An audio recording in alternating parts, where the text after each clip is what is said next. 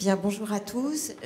Avant de commencer, je voudrais remercier les organisatrices de ce colloque qui est vraiment passionnant et qui nous permet aussi d'entendre un certain nombre de choses que nous savons souvent de façon implicite, mais qui est prouvée et reprouvée par toutes les interventions que nous avons. Et c'était très agréable aussi de vous entendre ce matin.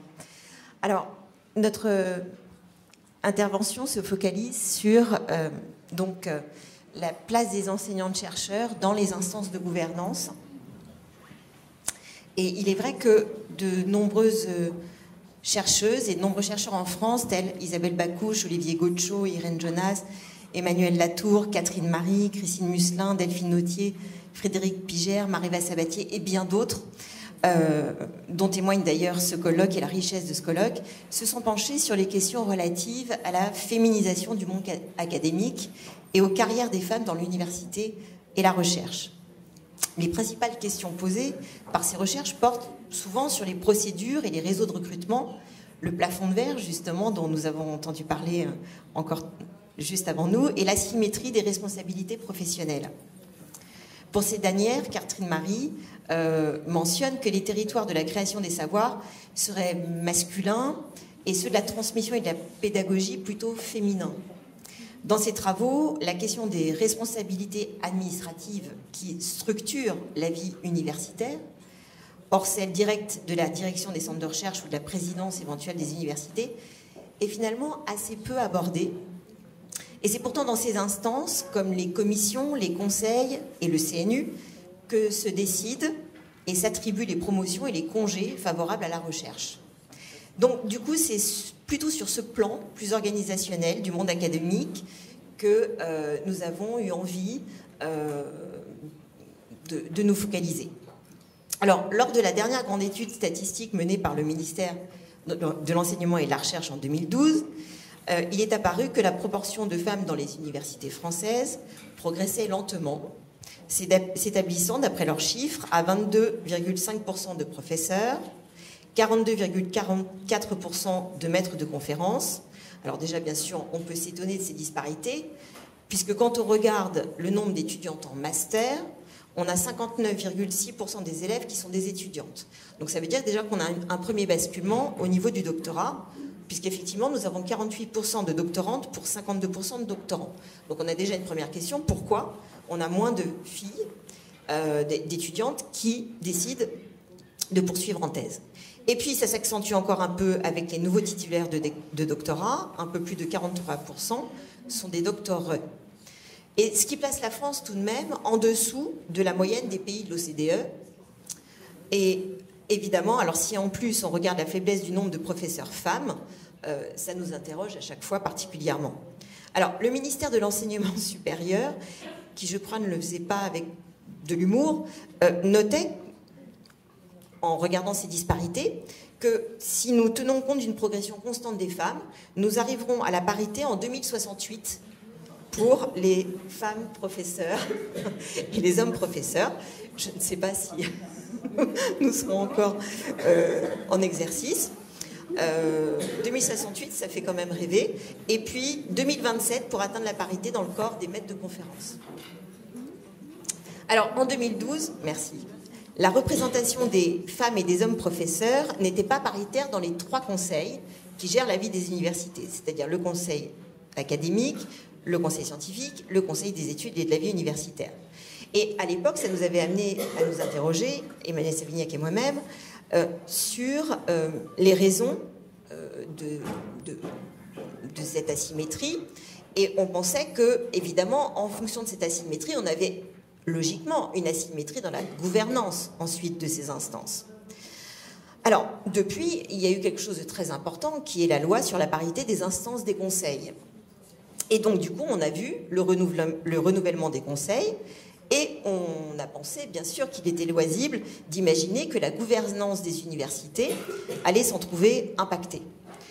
Donc, ce matin, nous allons proposer des données recueillies en 2015 et qui concernent donc la gouvernance des universités, la présidence, les présidences des conseils académiques, des commissions de la recherche et de la vie universitaire, de la présidence des communes, et puis aussi Emmanuel vous présentera les résultats dans les CNU.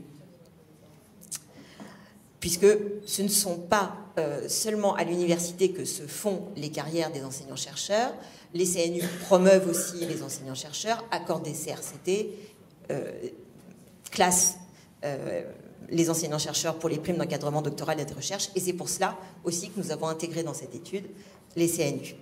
Alors, concernant la gouvernance des universités françaises, on a pris, d'après la liste gouv.fr, le site officiel, la liste de toutes les universités qui étaient mentionnées, ça nous fait 73 universités.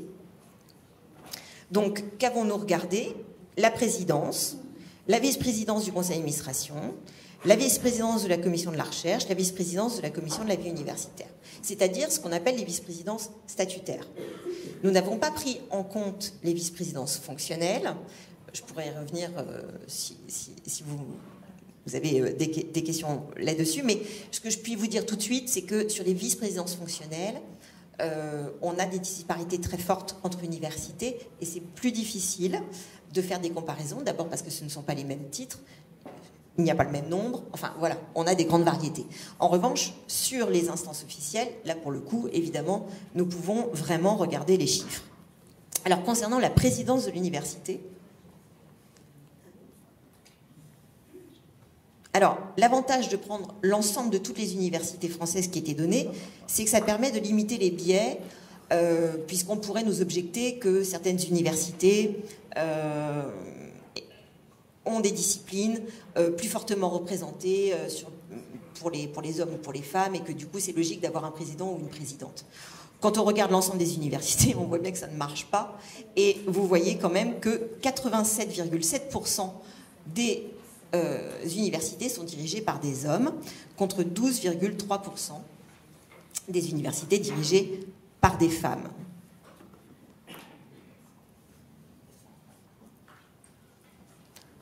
Alors, on a regardé quand même les présidences de communes. Alors, pour l'instant, nous n'avons que 12 communes stabilisées. Sur ces 12 communes, il n'y en a que 9 qui indiquent déjà une présidence stabilisée. Et sur ces 9, nous avons une femme. Donc, ce qu'on peut dire pour l'instant, mais là, je dirais que quand même la représentativité est faible, c'est que la présidence des communes semble assez proche de la présidence des universités dans sa logique. Concernant maintenant la vice-présidence du conseil d'administration. Dans les organigrammes de gouvernance des universités, sur les sites de chaque université, souvent le vice-président du conseil d'administration est défini comme le premier vice-président. Il n'y a pas toujours l'appellation, mais souvent quand même il est nommé premier vice-président. Alors les vice-présidents du conseil d'administration sont l'objet d'un vote par le conseil d'administration. Il y a parfois plusieurs candidats issus de plusieurs listes, et souvent, bien sûr, enfin, c'est pas souvent, c'est toujours, il y a un candidat qui est celui de présenté d'une certaine manière par le président issu de sa liste. Alors, que donnent les résultats? 55 hommes pour 21 femmes en 2015.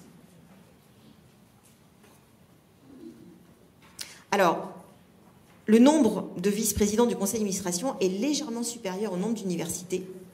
On va le voir pour chaque cas. Tout simplement parce que parfois dans les organigrammes, il y a 2 vice-présidents qui sont donnés. Alors, quand il y a marqué premier vice-président, je n'ai pris en compte que le premier vice-président. Mais quand c'était donné sans hiérarchie, j'ai pris en compte les 2 noms. Alors, je m'étais dit naïvement que peut-être c'était parce qu'on avait un homme et une femme. Ils avaient voulu faire la parité. Ben non, ça ne marche pas, en fait. On peut avoir 2 hommes, on peut même avoir d'ailleurs 2 femmes, mais il n'y a rien de tel dans la logique qui préside au choix de prendre 2 vice-présidents du conseil d'administration ou 2 vice-présidents du conseil de la commission de la recherche. Alors, concernant justement la vice-présidence de la commission de la recherche. Donc, la commission de la recherche, il y a en son sein son vice-président ou sa vice-présidente. Et ce qu'on peut remarquer en 2015, c'est qu'il y a 61 hommes pour 14 femmes. Là encore, le nombre est légèrement supérieur au nombre d'universités, car 2 universités ont fait le choix de nommer 2 présidents de la commission de la recherche, sans voix prépondérante de l'un sur l'autre. C'est pour ça que je les ai pris en compte, les deux. Donc ça nous fait 81,33% d'hommes pour 18,67% de femmes. Concernant maintenant la vice-présidence de la commission de la formation et de la vie universitaire. Alors là, nous avons des taux un peu plus élevés. 45 hommes pour 30 femmes. Donc 60% d'hommes pour 40% de femmes. Alors, on pourra revenir peut-être aussi sur les raisons pour lesquelles nous avons plus de femmes dans les commissions de la formation et de la vie universitaire. Je suis sûre que vous avez déjà des pistes pour y répondre. Alors, si on regarde maintenant le tableau qui indique en 2012 et en 2015, qu'observons-nous? Alors, on observe que, finalement, si on regarde la présidence, la vice-présidence du conseil d'administration, la vice-présidence du CEVU, puis maintenant du CEVU, nous avons une légère progression, effectivement. Pas du tout dans les mêmes termes que nous aurions pu éventuellement attendre. Vous voyez un léger frémissement, puisque il y a un tout petit peu plus de femmes présidentes, il y a un tout petit peu plus de vice-présidentes du conseil d'administration. C'est pareil aussi pour le conseil de la vie universitaire qui progresse en devenant la commission de la formation et de la vie universitaire. Et pourtant, regardez cette chute sur le conseil scientifique. Alors, c'est pas logique, a priori. Sauf qu'il faut se souvenir qu'avec la modification de la loi, nous avons eu aussi une modification des compétences des conseils. Et que les commissions de spécialistes, les avancements des carrières des enseignants-chercheurs, qui étaient la prérogative du conseil d'administration, sont passés à la commission de la recherche et au conseil académique restreint. Je ne sais pas s'il faut y voir un rapport de causalité immédiat, mais toujours est-il que c'est assez troublant de voir que la seule commission où il y a de nouveau une progression masculine, quand même assez notable, 81% contre 18%, se situe justement dans la commission où de nouveau nous avons un enjeu fort pour nos carrières d'enseignants-chercheurs. Je passe maintenant la parole à Emmanuelle Savignac pour les conseils nationaux des universités. Bonjour.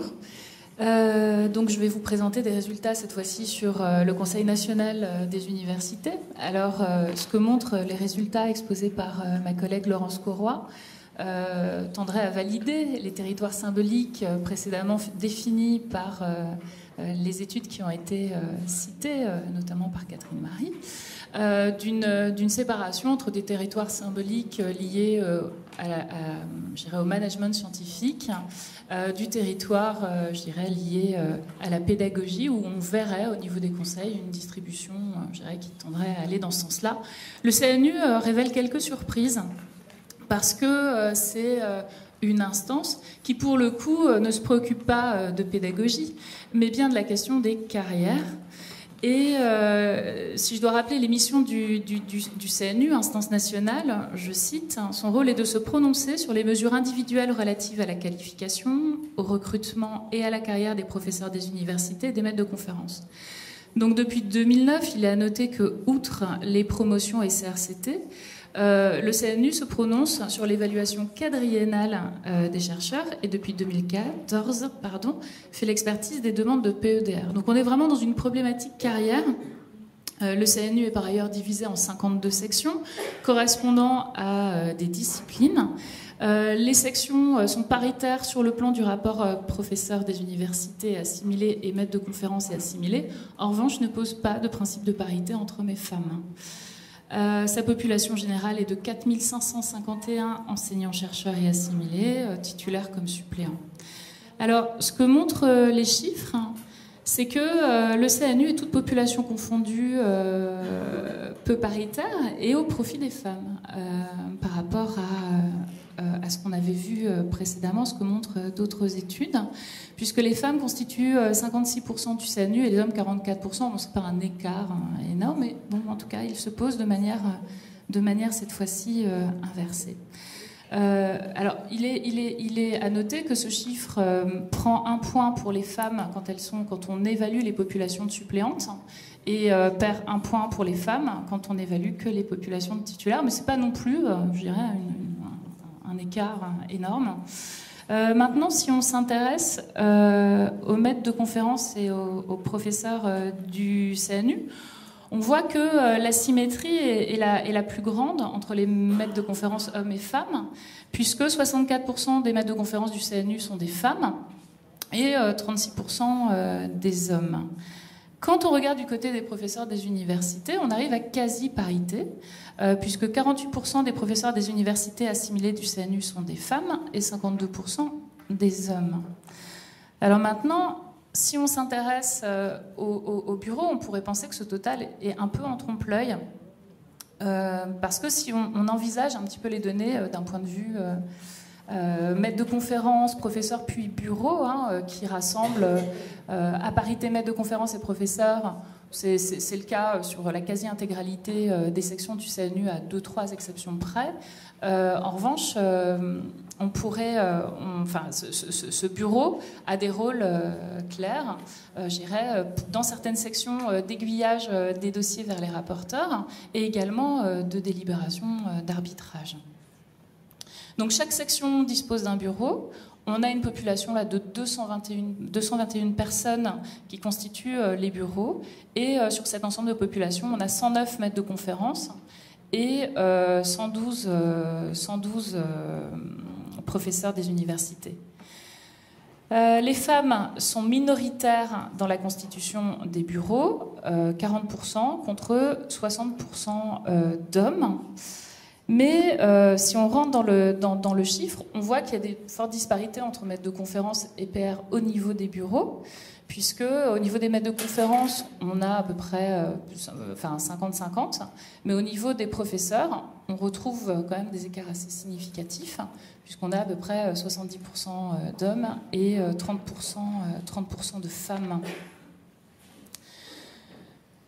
Ça nous a conduite, toute cette étude et cette traversée un peu des instances qui sont les nôtres, à nous interroger en reprenant l'expression de Jacqueline Lefer, sur une organisation de la rareté. Et on pourrait donc tirer plusieurs constats et hypothèses de ces résultats. Déjà, quelque chose qui se porte en faux par rapport à ce qui a pu être dit parfois, c'est que les femmes ne désinvestissent pas la question des carrières, ce que montre clairement le CNU. Elles ne désinvestissent pas les instances administratives de décision et de gouvernance, enfin, ce que montrent aussi bien les conseils des universités et a fortiori le CNU. Elles sont bien présentes dans les conseils, massivement présentes au CNU. Et donc il n'y aurait pas une opposition si nette finalement entre territoire, je dirais, des carrières, du management de la science et des carrières scientifiques, et d'autre part technicité du métier, comme ça a pu être dit, où les femmes se désintéresseraient en fait des dispositifs de sélection pour se concentrer plus véritablement sur des compétences techniques, ce qu'elles paieraient d'ailleurs à terme, comme vous le disiez Catherine Marie, très cher en définitive. Le deuxième constat, c'est qu'on voit en revanche que ces instances, elles sont bien territorialisées. On l'a souligné bien sûr pour CFVU, le SCR, et éventuellement, en tout cas, on peut poser une hypothèse d'évolution entre CA et CAC. Et on pourrait appliquer en fait une grille triple d'analyse à ces données qui interrogerait à la fois la dimension de la création scientifique, la dimension de la transmission pédagogique, et également la dimension de la gestion, de l'administration, mais qui serait à subdiviser en fait entre des activités administratives de type managérial, ou en tout cas d'arbitrage, et des activités administratives de type vie courante, en quelque sorte, des institutions, puisqu'après, pour le cas du CNU, on voit bien qu'après, il est question de traiter des dossiers, et là, les femmes sont très massivement présentes. En troisième constat, on pourrait s'interroger, mais en fait c'est dans la continuité de ce que je viens de dire, sur l'espace-temps des réseaux. Ce que montrerait l'investissement progressif du CAC, le fort investissement masculin des bureaux du CNU au niveau des professeurs. Et on voit bien comment il y a séparation sexuée, en fait, entre des territoires et des tâches masculines quand ces tâches administratives relèvent donc des lieux et des temps de la décision et de l'orientation et de l'arbitrage, et féminines donc quand elles concernent le traitement des dossiers. Et enfin, un quatrième point apparaît, qui a été mentionné hier assez amplement dans la matinée d'ailleurs quand étaient étudiées les trajectoires justement de ces femmes anthropologues, médecins, historiennes, etc. Et qui a souligné l'importance en fait de ce qu'on pourrait appeler le mentorat, mais ce qui était, je dirais, gentiment appelé les amitiés, entre certains hommes et certaines femmes, et était mentionnée notamment l'amitié de Claudine Vidal avec Ballandier et tant d'autres, qui pose donc le phénomène du mentorat, qui est propice à l'élection, à la cooptation de certains chercheurs. Et ça pointe effectivement la question de ne pas devoir trop s'aliéner de collègues masculins, si on veut ne pas avoir trop de problèmes dans sa carrière, à commencer bien évidemment par son directeur de thèse, qui, professeur, je dirais, est majoritairement masculin.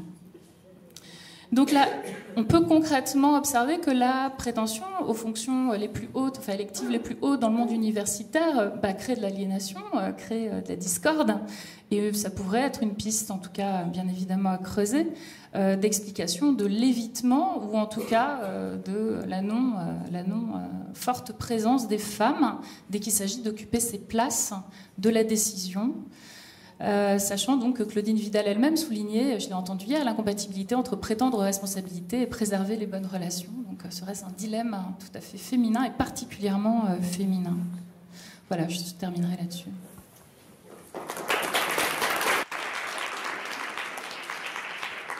Merci beaucoup à Laurence Corroy et Emmanuel Savignac. Bonjour à toutes et à tous, je m'appelle Charlie Millet, je suis docteur de l'Université Strasbourg en sciences de l'éducation et ATER en sciences de l'éducation à l'IUT du Havre au département carrière sociale. Ce que je vais vous présenter est issu de la recherche que j'ai menée dans le cadre de ma thèse de doctorat. Si la part des femmes dans le corps des enseignants-chercheurs est en constante progression au cours des 30 dernières années, elle demeure toujours peu importante dans les échelons supérieurs des hiérarchies académiques.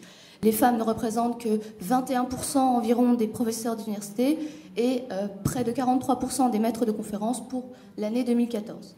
Les nombreuses recherches sur le plafonnement de carrière des femmes concourent toutes à mettre en évidence que celui-ci ne résiste à aucune explication simpliste, pour reprendre les propos d'Alperne. En France, le vivier de recrutement au poste de professeur est conditionné par la qualification des professeurs pour laquelle l'habilitation à diriger des recherches, l'HDR, est requise. Or, les femmes ne représentent que 33% des qualifiés professeurs pour l'année 2014. Leur taux de réussite pour cette qualification est pourtant de plus de 69%, alors qu'il n'est que de 66% pour les hommes. Comment expliquer cette rareté des qualifications professeurs chez les femmes qui inexorablement se répercutent sur leur possibilité de candidater au poste de professeur? À travers l'analyse en compréhension des choix effectués au cours de la carrière, nous escomptons faire émerger le faisceau de mécanismes qui participent au plafonnement de carrière des femmes. Dans une perspective inductive, comparative, compréhensive, nous avons choisi de recueillir les récits de femmes et d'hommes, enseignants-chercheurs, en fin de carrière sur leur parcours professionnel. Notre corpus se compose d'une trentaine d'entretiens de type biographique, menés auprès de maîtres de conférences et de professeurs d'université, donc en fin de carrière, dans 3 ensembles de disciplines, à la fois dans le grand ensemble d'idées lettres et dans le grand ensemble d'idées sciences, et dans 3 universités françaises situées dans 2 régions distinctes de la France métropolitaine. Dans une visée comparative, il s'agit aussi de comparer les discours d'enseignants-chercheurs ancrés dans des contextes institutionnels et scientifiques variés, et de confronter les discours de femmes et d'hommes qui font ou ne font pas carrière, pour reprendre les propos de Catherine Nave en 2004. Au récit rétrospectif s'ajoute le recueil de CV permettant une analyse chronologique. Donc pour cette communication, dans une perspective plutôt processuelle, nous avons cherché à identifier l'enchevêtrement des causalités qui participent au passage ou non des enseignants-chercheurs au statut de professeur. Dans un premier temps, nous nous intéressons aux différents motifs subjectifs issus des discours des enseignants-chercheurs qui visent à expliquer, parfois à justifier, l'engagement ou non dans la préparation d'une HDR. Qu'est-ce qui pousse un ou une enseignant-chercheur à s'engager dans une HDR? Qu'est-ce qui fait sens également pour ces derniers, ces dernières, dans l'HDR et in fine dans l'accès au professorat? L'inventaire des motifs subjectifs varie évidemment en fonction du statut des enseignants-chercheurs, entre les HDR et les non-HDR, mais aussi en fonction de leur sexe. Au-delà de ces motifs, nous aimerions présenter dans un second temps des facteurs de diversification des parcours qui, selon nous, participent à construire les choix de carrière et à façonner des rapports à la carrière variés. Le premier ensemble de motifs est relativement typique des enseignants-chercheurs en sciences et renvoie à la fonction première de l'HDR, la direction de recherche. Pour Elisabeth, professeure en sciences, obtenir l'HDR, c'est accéder à une autonomie et une liberté scientifique. C'est obtenir la possibilité d'animer ses choix scientifiques et de développer sa recherche. Elle souhaitait, dit-elle, atteindre une fonction de management de la recherche, diriger une équipe, en étant ailleurs que 100% à la paillasse. Tout comme Jacques, professeur en lettres, explique avoir des responsabilités au niveau de la recherche qu'il n'aurait pas fait sans l'HDR, évoquant sa participation à des jurys de thèse. Pour ces enseignants-chercheurs, détenir une HDR permet de s'assurer de la possibilité d'animer ses propres choix scientifiques et de diriger une équipe de recherche. Officiellement, l'HDR, je cite, sanctionne la reconnaissance du haut niveau scientifique du candidat, du caractère original de sa démarche dans un domaine de la science, de son aptitude à maîtriser une stratégie de recherche dans un domaine scientifique ou technologique suffisamment large et de sa capacité à encadrer des jeunes chercheurs. Néanmoins, derrière les textes, l'HDR reflète des réalités bien plus disparates en fonction des disciplines et des établissements. Si engagé n'a pas le même poids selon les enseignants-chercheurs concernés. Par exemple, pour Sylvain, maître de conférence HDR, l'habilitation ne représentait, me dit-il, qu'un truc administratif dont il souhaitait s'acquitter afin de pouvoir encadrer des étudiants en thèse. Il est indéniable qu'il est important, pour comprendre les parcours professionnels, individuels, de les restituer dans le contexte scientifique, disciplinaire et même historique dans lesquels ils prennent place. Un deuxième ensemble de verbatim, regroupant les motifs suggérés par les enseignants-chercheurs, renvoie à la notion d'accomplissement. La préparation d'une HDR constitue une première étape pour l'accès au professorat. Or, l'accès à ce statut est souvent remporté à un sentiment d'évolution professionnelle pour les hommes comme pour les femmes. J'avais de l'ambition. Je pensais pouvoir trouver par la voie du concours prof un moyen d'évoyer au point de vue carrière, d'aller plus loin possible. S'exprime une professeure évoquant le prestige associé à la position de professeur des universités. Être prof de fac, ça a encore une certaine valeur. Donc ça en fait partie. Psychologiquement, mon ego se sent assez bien en étant prof de fac plutôt qu'autre chose. L'idée d'accomplissement lors du passage au statut de professeur se retrouve également chez Catherine. C'est le niveau auquel je voulais travailler. Jacques également renvoie l'idée d'une réalisation de soi. C'était moins par ambition que dans l'idée de s'accomplir, comme on disait. Être un homme accompli, se réaliser. Autant aller jusqu'au bout. Donc dans les discours des enseignants-chercheurs, dont nous présentons aussi que de brefs extraits à caractère illustratif, nous retrouvons cette notion de prestige social liée à la fonction de professeur des universités. Ces universitaires revendiquent le souhait d'encadrer des recherches et expriment une certaine ambition professionnelle. En miroir à ces discours, les universitaires ne possédant pas l'HDR en fin de carrière expriment un certain désintérêt vis-à-vis des fonctions de direction. Encadrer une recherche, encadrer des étudiants est censé être le maître du laboratoire, c'est comme ça que je le vois, le maître du laboratoire c'est sa recherche, c'est-à-dire qu'il choisit sa recherche. On retrouve un discours similaire chez deux autres maîtres de conférences en sciences, des hommes, je ne me sens pas HDR, je ne me sens pas diriger la recherche de quelqu'un d'autre, je ne cherche pas à préparer l'HDR. Si ces discours manifestent un rapport distancié aux fonctions de direction de recherche, je tiens à souligner qu'ils illustrent de façon rétrospective des parcours et peuvent aussi comporter des biais de rationalisation. Nous sommes conscients, je suis consciente des possibles effets de reconstruction des discours. Alors un troisième ensemble de propos explicatifs propres aux enseignants non HDR met en avant le manque de temps pour la préparation de l'habilitation. Il varie en fonction des disciplines. Et ce discours est particulièrement présent chez les femmes. Ainsi, Marie, maître de conférences en sciences, mariée, 2 enfants, indique qu'il faut prendre le temps de la rédiger. Fabienne indique que la première raison, c'est par manque de temps. Il est important de noter que cette dimension temporelle dans la préparation de l'HDR, dans son écriture, n'est pas présente dans les discours des professeurs qui, eux, détiennent l'HDR. Donc dans l'ensemble, et pour conclure sur cette première partie, les enseignants-chercheurs rencontrés expliquent leur engagement dans la préparation d'une HDR par l'intérêt qu'ils portent au fait de diriger des recherches ou d'encadrer des étudiants en thèse, par l'envie d'aller le plus loin possible, professionnellement. Et à l'inverse, celles et ceux qui n'ont pas passé d'HDR l'expliquent en partie par un désintérêt vis-à-vis de types de fonctions associées, par manque de temps, et ce dernier motif se retrouvant plus particulièrement dans le discours des femmes. Toutefois, établir un inventaire des raisons qui poussent à l'HDR, c'est poser la question du pourquoi. Or, pour retracer des processus qui participeraient d'une prise de décision, d'un engagement, au-delà des motifs subjectifs, il nous faut aller. Et nous faisons l'hypothèse que cet intérêt se façonne aussi au cours de la carrière universitaire, au cours de l'expérience professionnelle, en fonction du parcours des individus. Les motifs d'engagement prennent place dans des contextes disciplinaires, institutionnels, sociaux, biographiques variés et particuliers et interactifs. Pour cela, nous avons cherché à identifier de façon comparative un certain nombre de traits communs dans les parcours des personnes rencontrées qui participent à la construction de ces parcours et aussi à leur diversification. Donc, nous nous centrons sur le vécu subjectif du recrutement, notamment un premier poste universitaire correspondant à ce qui était appelé hier par Madame Lefebvre à la période de pré-titularisation dans un premier temps. Au sein de notre échantillonnage, les personnes qui sont rencontrées ont été recrutées en tant que maîtres de conférences entre l'âge de 28 et 56 ans. Donc on pourrait émettre l'hypothèse que plus le recrutement initial est tardif, plus les possibilités de devenir professeur s'amoindrissent. Or, au sein de cet échantillonnage, et cela n'a pas de visée représentative, il y a par exemple des personnes qui étaient recrutées comme maîtres de conf à l'âge de 29 ans, mais qui n'ont pas préparé d'HDR, qui ne sont pas devenus professeurs des universités. Il y a également des professeurs qui ont été recrutés en tant que maîtres de conférence à l'âge de 45 ans. Il apparaît donc difficile d'établir un lien entre l'acte d'accès dans un premier poste universitaire et l'accès au professorat au sein de cet échantillonnage. De même, il n'est pas possible d'établir de corrélation entre le délai séparant la soutenance de thèse et l'accès à ce premier poste.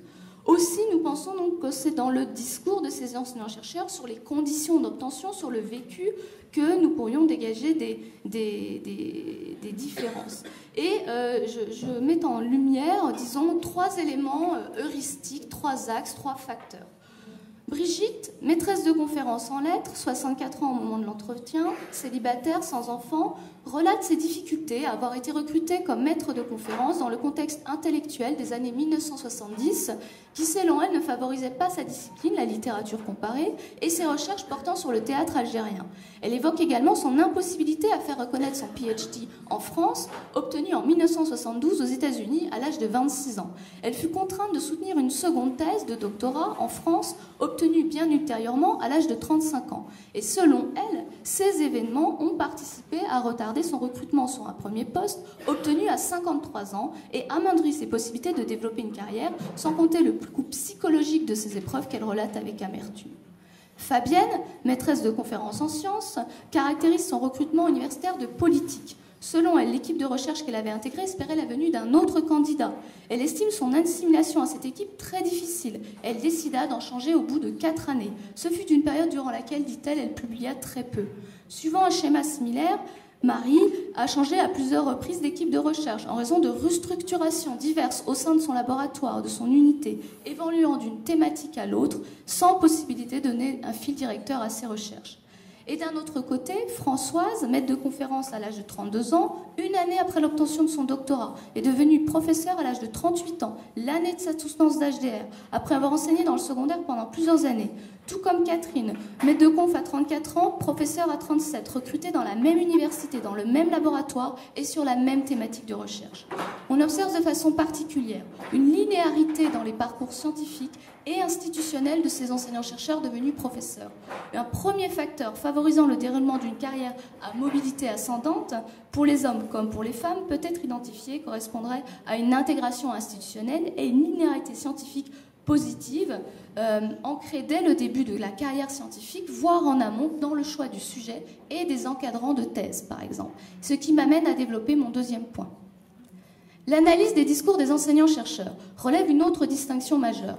Dans la construction de ses parcours, Françoise, devenue professeure en lettres à l'âge de 38 ans, dit avoir bénéficié d'un grand soutien professionnel et répète à maintes reprises que cela a été et est essentiel, notamment pour se mettre le pied à l'étrier.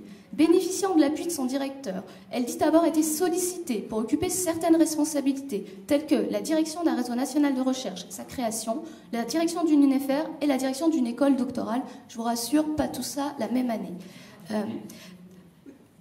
Par ailleurs, et de façon remarquable, le récit de Véronique, maîtresse de conférences en sciences, recrutée à l'âge de 34 ans, 2 ans après la soutenance de sa thèse, celui de Marie, recrutée à l'âge de 29 ans, témoigne d'un manque de soutien professionnel, notamment de la part de collègues. Elles font état d'un contexte elles appartiennent au même laboratoire, mais elles ne savaient pas que je les interrogeais toutes les deux. Véronique fait état d'un contexte discriminant et du défaut de figure féminine auquel s'identifier. Il n'y a pas de femme professeure dans son laboratoire de recherche. Il s'agit de paléontologie. Marie évoque un manque d'émulsion. Elle explique « Moi, je suis entourée que de gens du CNRS, donc je suis peut-être parfois un peu dans ma petite bulle. » Les parcours de professeurs rencontrés se distinguent de ceux des maîtres de conférences par la construction de réseaux professionnels de collaboration scientifique. Et ces récits participent à illustrer un deuxième facteur de construction différenciée correspondant à une insertion dans des réseaux de relations professionnelles. Pourquoi construire ce réseau? Pour s'insérer dans une thématique de recherche, se profiler, devenir spécialiste et se faire reconnaître comme tel. Le développer, c'est se donner une chance de créer des opportunités de travail, d'être sollicité pour intégrer dans des projets de recherche, pour participer également à l'encadrement de thèses et publier. Le dernier point que j'aimerais soulever concerne plutôt la gestion et l'articulation des temps de vie et, est assez prégnant dans le discours des femmes. Donc les récits des femmes maîtres de conférences, donc en fin de carrière, font écho de façon particulière, ce au regard des autres récits, de ce qu'elles qualifient elles-mêmes et de façon indépendante les unes des autres d'une dispersion au cours de leur parcours au sein de leur activité professionnelle. Sylvie, maître de conférences en lettres, 61 ans, divorcée, 2 enfants, dit s'être perdue dans l'enseignement. Dans ma vie, dans mon parcours, en rétrospective, c'est clair, il y a eu dispersion. À cause des raisons familiales, financières, j'ai perdu trop de temps à faire des heures alimentaires, c'est le terme, qui étaient intéressantes au départ, des heures alimentaires, qui ne m'ont plus tellement apporté par la suite une satisfaction toujours, mais pas intellectuellement, voilà. Suite à un divorce, en charge de ses 2 enfants, Sylvie effectue un nombre conséquent d'heures supplémentaires par rapport à son service initial d'enseignement. Elle a en fait doublé son service d'enseignement, complètement doublé. Elle explique que cela s'est répercuté sur ses possibilités d'accorder du temps à son activité de recherche et qu'elle a par conséquent moins publié. Donc toutes et tous les enseignants-chercheurs rencontrés, femmes et hommes, évoquent une pression continuelle d'adaptation à un emploi du temps dense et complexe, nécessitant de passer du coq à l'âne. Je cite au fur et à mesure. Et ce sont les femmes qui apparaissent au sein de cette enquête comme les plus en proie à une gestion du temps professionnelle, privée, qualifiée de difficile. En miroir de l'exemple précédent, les femmes professeurs que nous avons rencontrées relatent de façon particulière une organisation dans la gestion de leur temps de travail plus prononcée, d'apparence plus méthodique que les autres enseignants-chercheurs, notamment les hommes. L'organisation du travail est sous-tendue par des objectifs précis. C'est le cas de Anne, 63 ans, mariée, sans enfant, pour qui c'est une question d'organisation et de logistique qui correspond à un rythme de vie. De même, Françoise, 52 ans, divorcée, un enfant, également professeur en lettres, comme Anne, détaille l'organisation de son temps de travail sur une journée. Elle m'a même montré spontanément son agenda. Elle relate, c'est une recherche de l'efficacité. Elle se qualifie d'organisée, de rapide. Elle énonce répondre aux exigences de son métier et aux contraintes de son emploi du temps du tac au tac. Précisément, elle affirme consacrer des plages à certaines activités en fonction de ses capacités intellectuelles et cognitives. Elle m'explique qu'elle se lève à 4 heures du matin, qu'elle commence par préparer le repas du midi. Enfin, elle m'explique, elle me détaille tout cela. Donc ce dernier point renvoie à l'articulation des temps et des espaces sociaux, marqués par le genre et les rapports sociaux de sexe dont l'enjeu apparaît pour les femmes comme pour les hommes, être celui de la conciliation, suscité par la tension entre l'activité professionnelle d'une part et l'activité privée, familiale, domestique d'autre part, un conflit marqué par les normes de disponibilité permanente qui régissent la profession apparaît. Au cœur de ce conflit, on retrouve majoritairement des femmes qui doivent arbitrer leurs priorités professionnelles privées et à qui incombe majoritairement la charge de travail domestique.